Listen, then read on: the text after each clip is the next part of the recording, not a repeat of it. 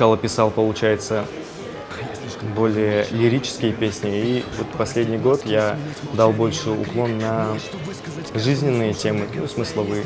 Когда я уже более близко подошел к религии, я уже начал пытаться записывать более жизненные, больше религиозные песни. Методом подражания греша.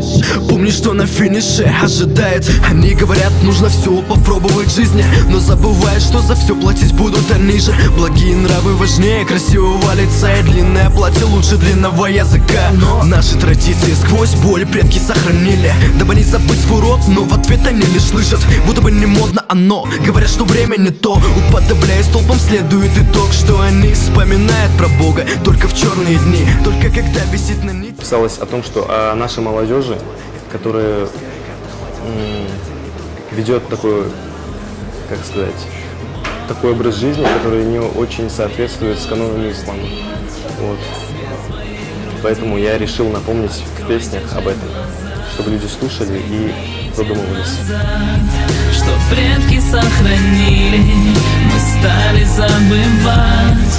Мой народ